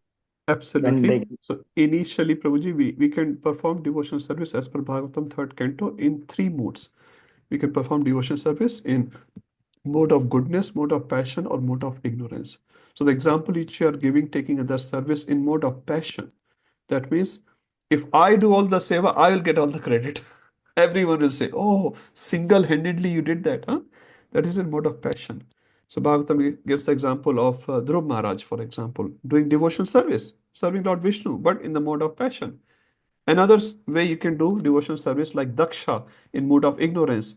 You push others, you hurt others, you steal someone's seva, you try to put others down and again take the credit. That is mode of ignorance. And the devotional service can be performed in mode of goodness. That is Prithu Maharaj. He did not, he was angry at Indra, but he did not hit Indra. Because he was listening his spiritual master. He was listening Brahmaji. And he was successful in his goals. So coming back to your point, Prabhu, yes, so initially we, in an unpurified state, we may think like that. By taking other service, we'll get all the credit. That means your greed is not purified as yet. Your greed is mixed with passion, with credit, with ulterior motive. So in that stage, we have to follow our seniors basically. It says we should present ourselves for more seva, but we should not take without the seva is being given. So seva should be given to you, not that you steal seva. That's not very nice. Huh? Sometimes a devotee has done everything. Gaurgopal Prabhu was saying, some devotees are like haldi, turmeric. They come and get mixed in the tadka and they spread their colors to everyone. That means they want to take credit from him for everything. Some devotees are like rai. तड़के में डालो तड़ तड़ तड़ तड़ तड़ तड़ आवाज आती है. So when you bring those devotees on board for a seva, lot of awaaz come, lot of sound will come. Like rai. Some devotees are like salt. They go slowly in and get mixed with everyone. There is no existence to be seen. Haldi you can see, rai you can see. Can you see namak in the sabji? Salt in the curry? You cannot see the salt. Huh? But without salt, sabji, you can make the best sabji, best masala, best rai, best haldi. Without salt, you cannot eat sabji. So we should become like that, salt in the sabji. Not like rai or haldi. I want to give my color. See, my project. Even devotional projects, we feel like my project. My Bhakti Vriksha members. Acha, really? I have made 30 devotees. You know that? Really? All these things. Again, doing for Krishna, doing for, some seva, but it's in mode of passion. And sometimes passion can also become ignorance. You start hurting others while doing seva. It happens. It happens. So A devotee should be very, very sensitive, very, very sensitive. And again, try to follow the guidelines given, and you're safe. You're safe. And again, present yourself. Prabhu, I have more capacity. I can do more. If Prabhu or that Mataji in charge of that seva, if she says, yeah, please, Prabhuji, please come earlier and stay back late. Thank you. Thank you. So, yeah, no stealing, no pushing. That is not very Integrated mode conducive. of goodness. What it is. Yes, so devotional service should be performed. Even the greed should perform mode of goodness. Our relationship with devotees should become deeper while doing the seva. Not like, aaj ke baad, I will never have this person in my team, huh? Because we have such a bad I have seen and heard all this. And I've also become part of these disruptions, I have to be honest. Yeah, but we learn by this hard experience. So whenever we perform seva with the devotees, our relationship should deepen. Our love for each other, care for each other should increase. I'll have better feelings for that seva, for that sevak. Okay. Okay, so that's the adhikar again is a price. The license is intense greed. Those who have intense craving or longing for following the way of Brajvasis, possessing one-pointed attachment for Ragatmika Bhakti alone are eligible. So if you want to practice that, these are the steps which you have to take. The basic qualification for Raganuga Bhakti is simply eagerness, lobha, to achieve the service of a particular Ragatmika devotee. See the word here written here, service of that bhakta. So if you want to follow Nanda Maharaj, what does it mean? You want to serve Nanda Maharaj. You want to serve Yashoda Maya. You want to serve that Gopi. You want to serve the queens of Dwarka. Huh? You want to serve that person, not that I will replace them. No, I will not replace them. I'll serve. I'll serve Prabhupada in the mission of. I'll serve my Guru Maharaj. Not that I'll replace my Guru Maharaj. That is very bad, because I'm better. Because I'm better, or I'll replace this devotee. Lobha, intense covetousness, refers to the state where one's sole and overwhelming desire is to please Krishna in a particular way. As long as there is some other desire in one's heart, the required intensity of focus cannot manifest. Therefore, generally, lobha cannot awaken until the devotee achieves steadiness at the completion of anartha nivrati. Basically, there's no anarthas in your heart. Anyone remembers a shloka in Bhagavad Gita which says, no anarthas in the heart? Very popular verse, everyone knows that one. 728 Yesham Tandagatam Papam Jananam Punya Karmanam Te Dvanda Moha Nirmukta Bhajante Mam Dradhavrata. How do you worship Krishna with Dradhavrat, with determination? No pap. Yesham Tantagatam Papam. And you are only doing Punya Karmanam.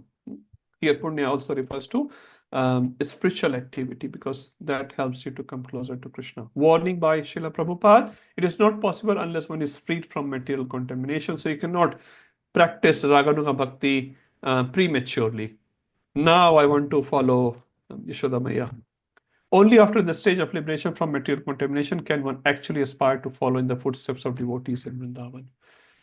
What are the symptoms of the eligible person? This is the verse from CC. The appearance of that greed is indicated when the intelligence does not depend on rules of scriptures and logic. I give the simple example of getting up early in the morning. If it is based on intelligence, today is Ekadashi, I'll get more purification, let me go, although I don't want it. So that's not the level. After realizing to some degree the sweetness of their love through the process of hearing from the scriptures. Okay, someone wants to read this one. Who hasn't read today? I can read, Prabhu. Yes, Mataji. When an advanced realized devotee hears about the affairs of the devotees of Vrindavan in the millers of Shanta, Dasya, Sakhya, Vatsalya, and Madhurya, he becomes inclined in this way and his intelligence becomes attracted. Indeed, he begins to covet that particular type of devotion. When such covetousness is awakened, one's intelligence no longer depends on the instruction of Shastra, revealed scripture, logic, or argument. C.C. Madhili. Okay, so we understand. So we're not using the intelligence. Mother does not use the intelligence. Mother has a spontaneous love for the child. The longing has arisen in one who, after hearing about the various bhavas of the residents of Vrindavan, becomes no longer guided by the scriptural prescription or dependent on the reason or argument. You must follow Ekadashi. It happens automatically.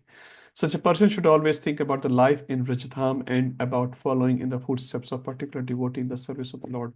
Purijan Prabhu was saying, if you cannot live in Dham physically, you should mentally live in Dham, which is the recommended way of all the acharyas.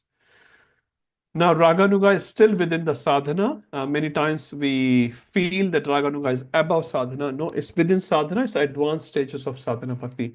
One point must be repeatedly stressed that a Raganuga devotee is above the regulative principles means that they are not dependent on a spiritual injunction for their inspiration to serve and surrender.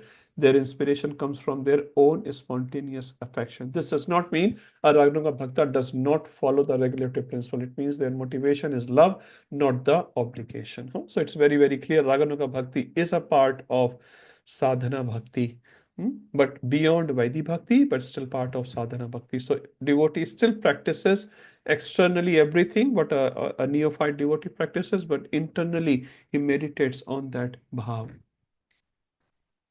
Upon completing Anartha Nivritti, one becomes qualified for Raganuga Bhakti. Anartha Nivritti occurs within the stage of sadhana before bhava or prema. We must therefore conclude that Raganuga sadhana, although a very advanced platform of spiritual development, is still within the realm of sadhana. It is not bhava or prema. Okay. So this is what Jadharma Prabhu was discussing. So this is not bhava or prema, it's still pre-bhava and obviously pre-prema. Practices of Raghunath Bhakti. So Prabhupada gives 3 points here. Each verse basically Prabhupada writes as 1 point. So this is verse 1 to 294. The practice of Raganuga Bhakti is to meditate on the relationship of the service between Krishna and his dear devotee. So we're meditating the service which Yashoda Maya is rendering to Krishna, for example, if we're following that mood. The second verse instructing how to think of this Vrindavan devotee and absorb oneself in his or her loving service mood. So first we appreciate whatever service they are doing, and then we are appreciating the service mood of that devotee. Oh, Mother Yashoda is doing so much for Krishna. Wow. So we are appreciating their service mood. And the third one is Raganuga sadhana does not entail a rejection of Vaidhi, but a more focused concentration upon particular aspects that are conducive to the individual devotee's particular mood of service. I'm not reading the verses, but I'm giving the references of that because I know it's quite versy class. A lot of verses here in this class. Okay.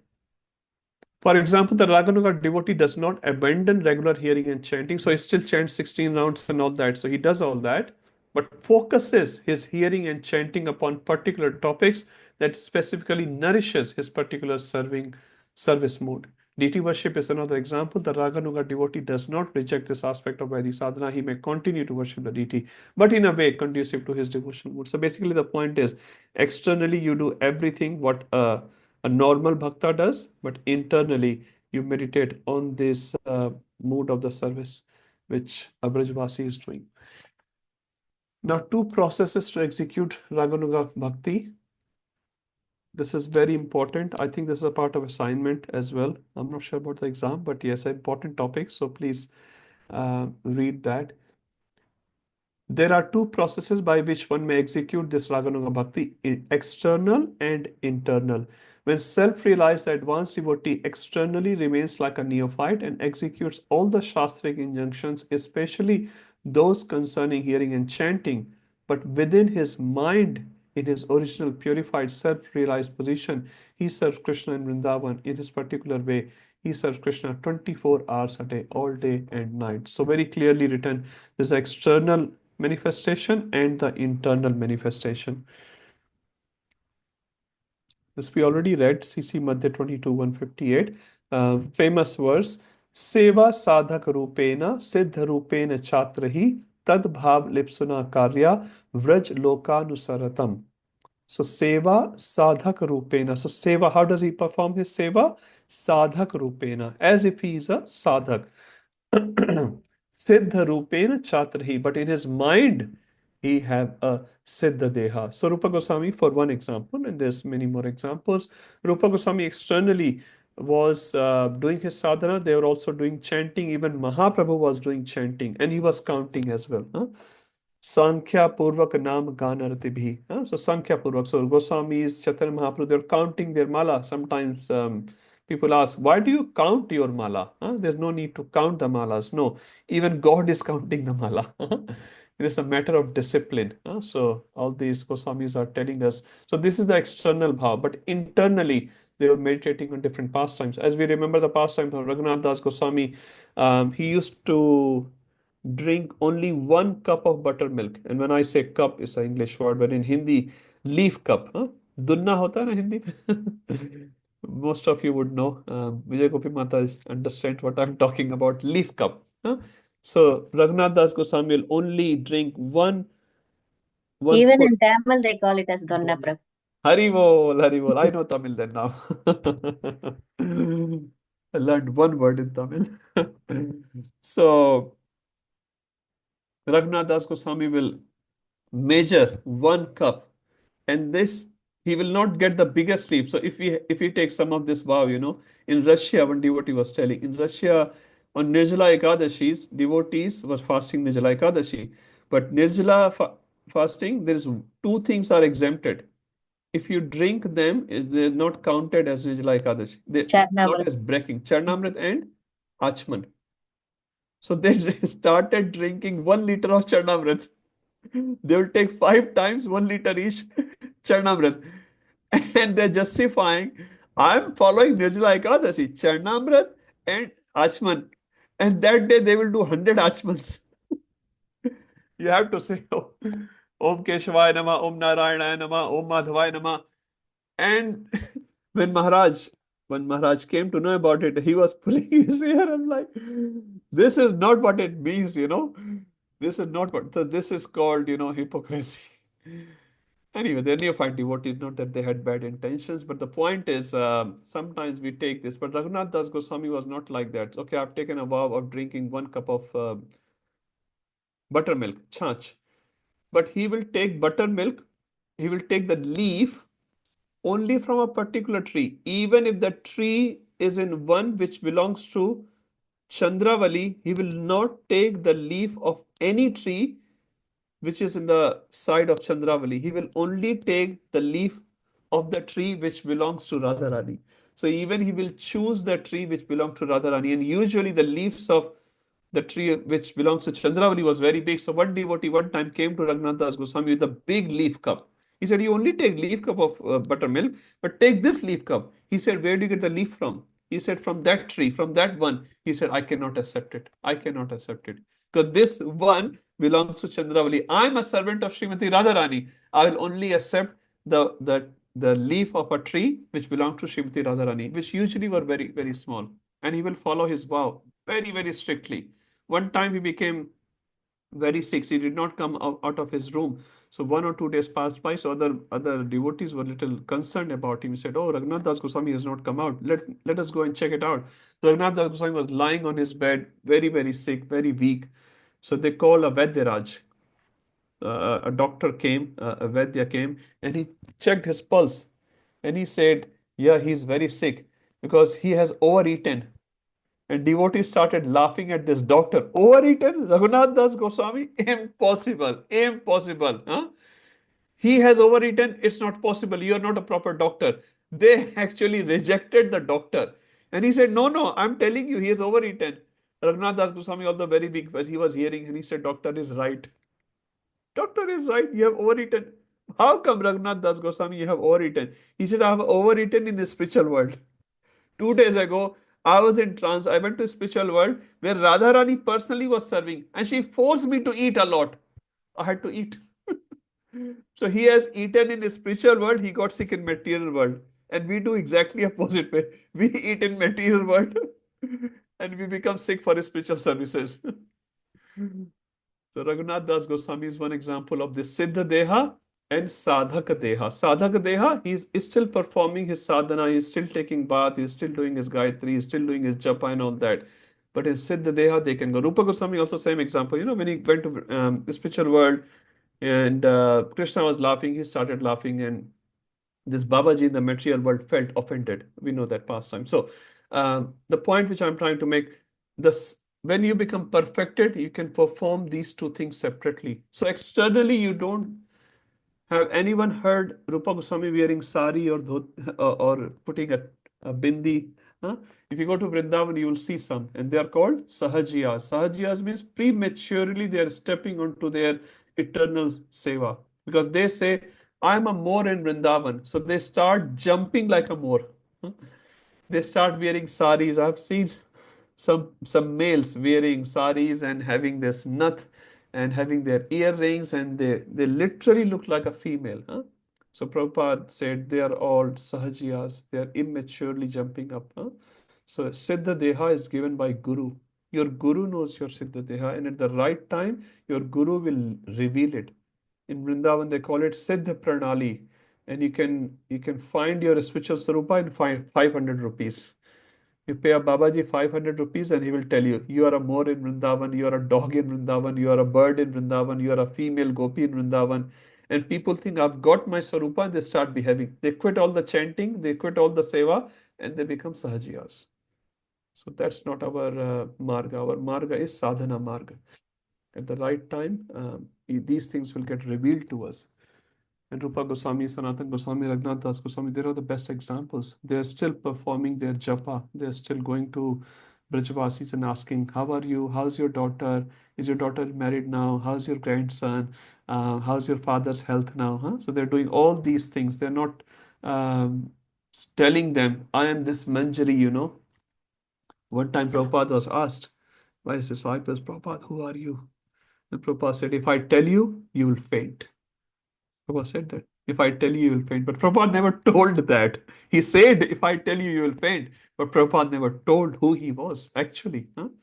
So they are called Siddha Purush. Huh? So they are really very, very highly elevated personalities. But they will come down. They will come down. You see Radhanath Maharaj sitting next to a river, just like a normal, very, very simple person. He doesn't know anything. You look at Prabhupada, he'll just sit like a baby, huh?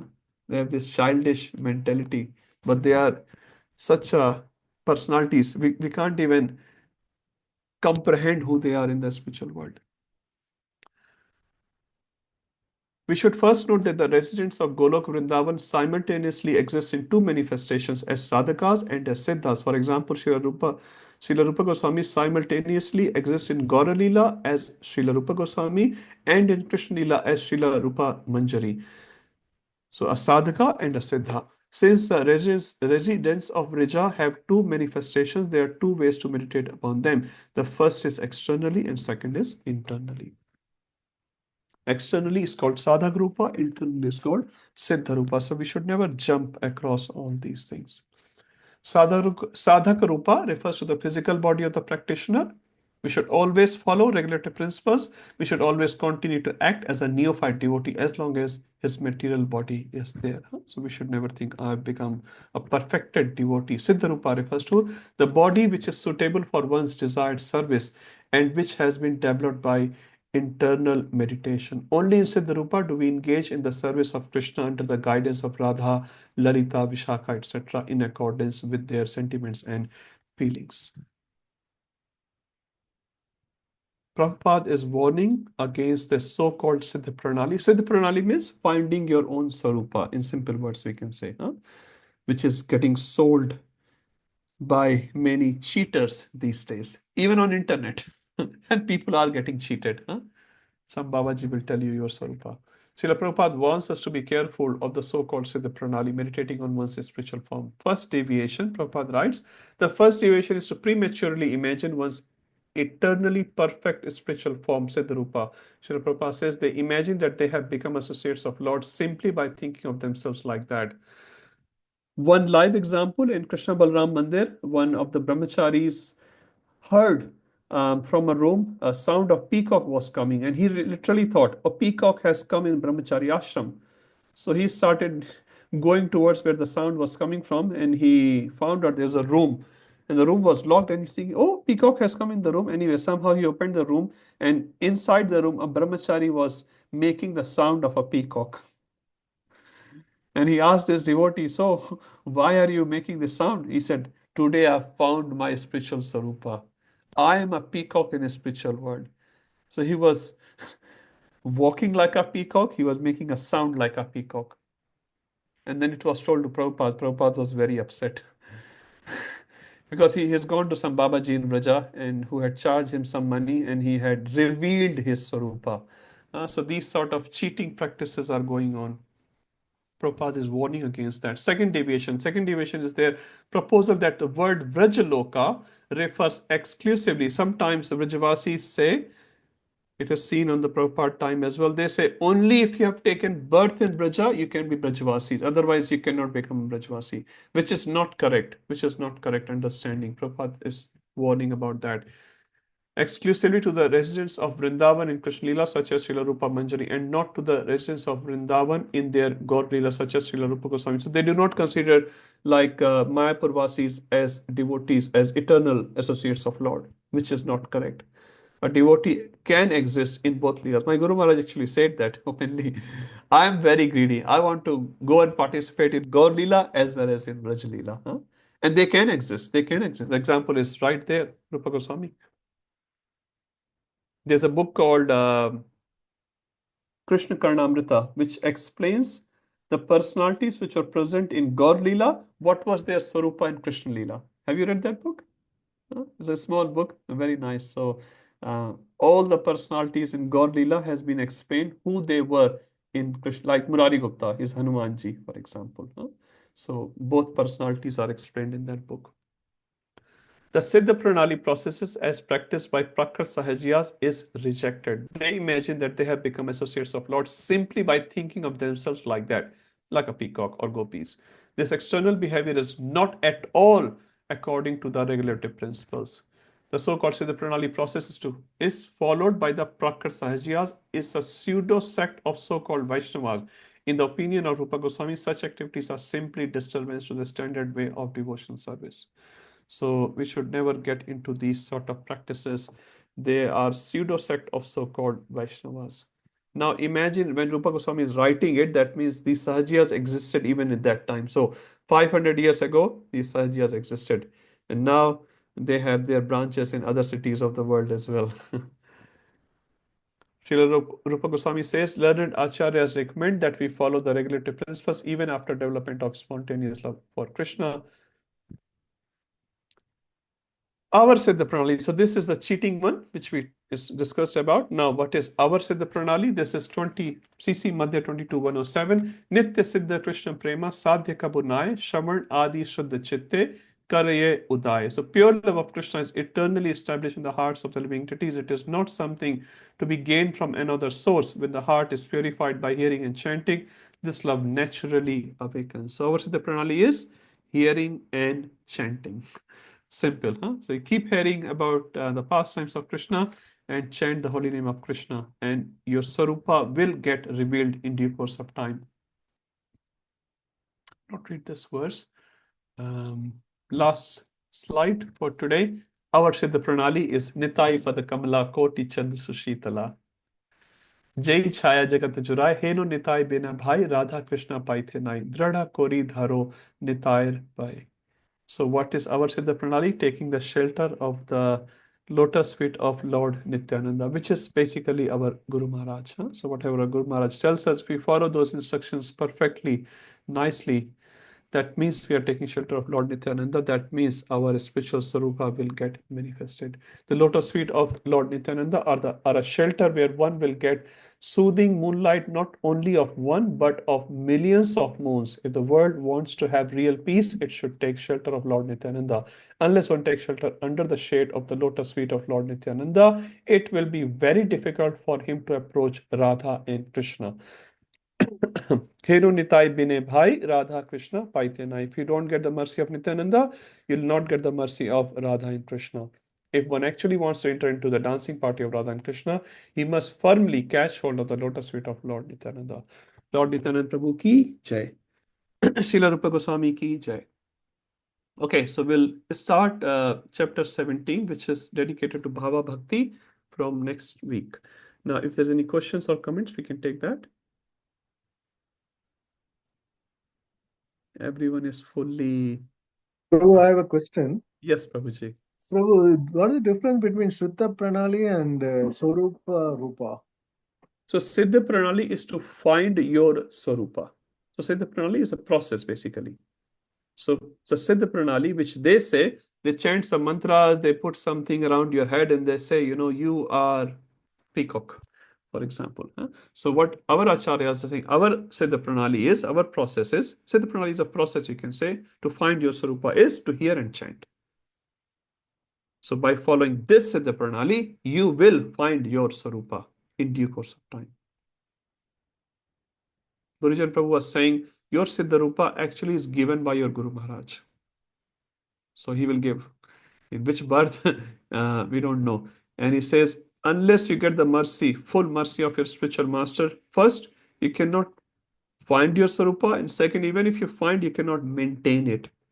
Like first is, finding $1 million and then maintaining it. Even if you find, suppose you can ruin the money.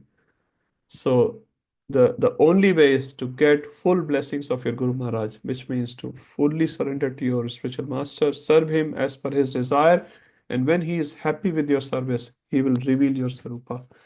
When will it happen? That depends on our sincerity. Okay. Okay, thank If you. no more questions, one last thing, maybe we can switch off the recording.